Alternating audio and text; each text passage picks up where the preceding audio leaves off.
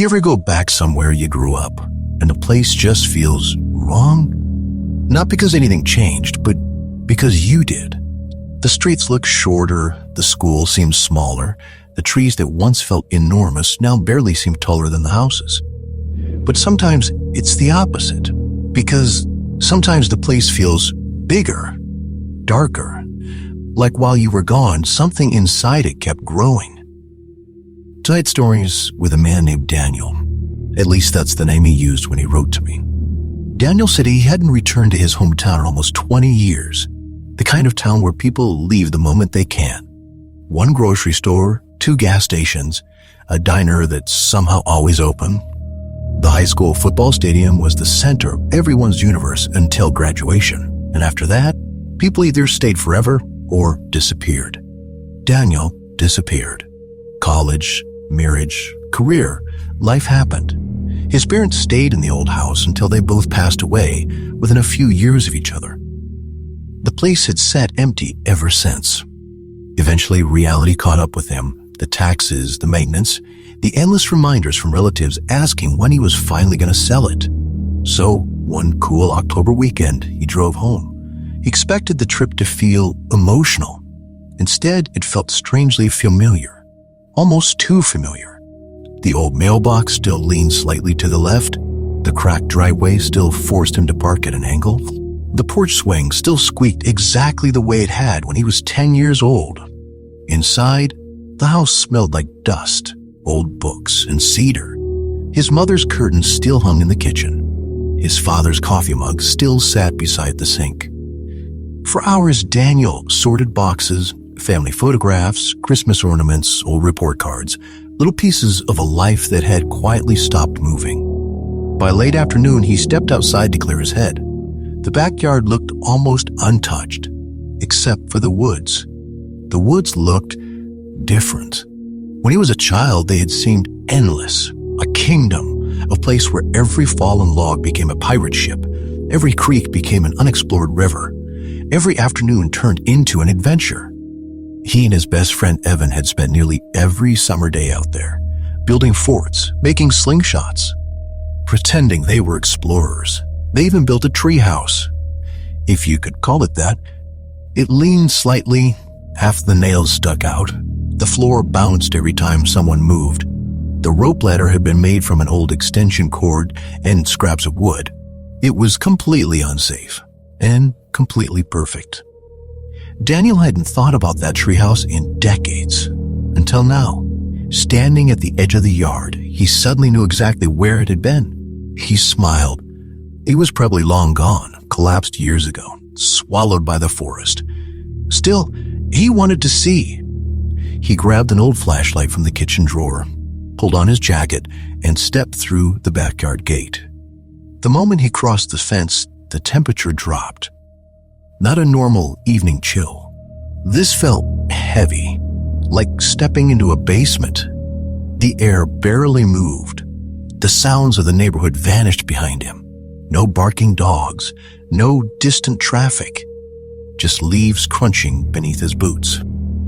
It took him a moment to realize something else. There weren't any birds, no squirrels, no insects, nothing.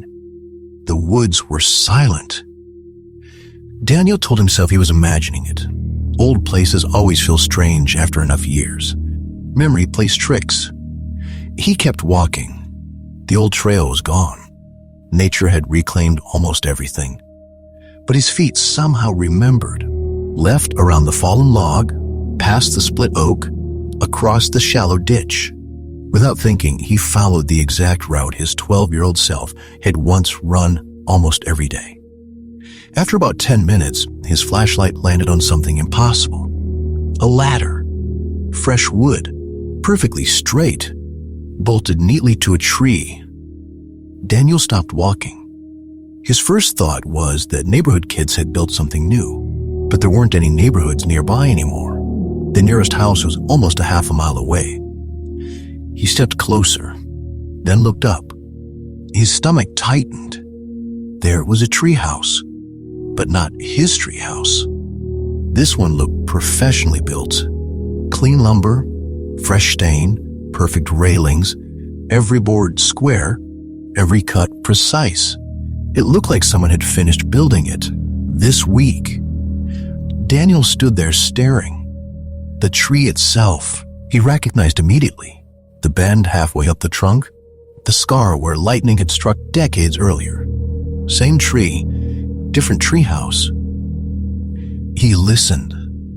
Nothing. Just the occasional creak of wood shifting gently in the branches. Against his better judgment, he climbed. Each rung groaned softly beneath his weight. When he pulled himself onto the platform, he froze again. It was spotless. No dirt, no cobwebs, no bird droppings. The wood smelled fresh, like cedar and sawdust. Inside sat a simple wooden bench, a lantern, unlit, and resting neatly in the center, a spiral notebook. Daniel laughed quietly, mostly because he suddenly felt ridiculous. Someone probably used this place for hunting or journaling. He picked up the notebook. The first page held one sentence. "I'm glad you came back."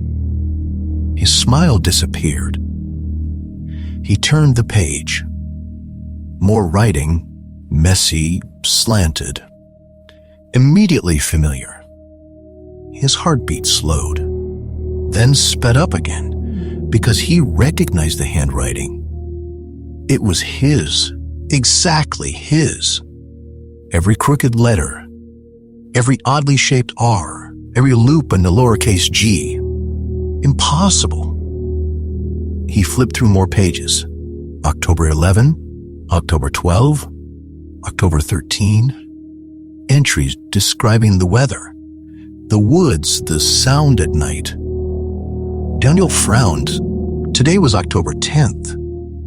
Every page described days that hadn't happened yet. At first, the entries seemed ordinary. I cleaned the garage. I found Mom's old recipe book. I almost left today. Then, they changed. I heard someone walking beneath the tree after dark. I thought someone was watching the house. I saw movement between the trees. Daniel felt his pulse beginning to pound. He kept reading. The handwriting became rougher, more frantic. Sentences stopped making sense. They only come after sunset. They don't like light. They're waiting. Then one sentence by itself. I think it's me. Daniel stared at it. His brain refused to process the words. He flipped to the final written page, October 19th. 9 days away. The writing looked darker, pressed so hard the pen had nearly torn the paper. Tonight I climbed down to see who kept walking around the tree. The next line. It was me. Daniel's mouth went dry. A sudden chill swept through the treehouse, not from outside, from inside. Like all the warmth had been pulled away at once. He slowly lowered the notebook. Outside, the woods had become completely black. He had noticed the sun disappear. His flashlight rested on the bench beside him. Its beam shined through the doorway, toward the ladder. Toward the ground, something caught his eye. Footprints, fresh ones, circling the base of the tree, again and again and again, not wandering, pacing, like someone had spent hours walking in slow circles beneath him. Daniel leaned closer. The prints were unmistakable. Same boot tread, same size, his size. Crunch. A single footstep below. Daniel froze. Another. Crunch. Closer. Then breathing. Slow.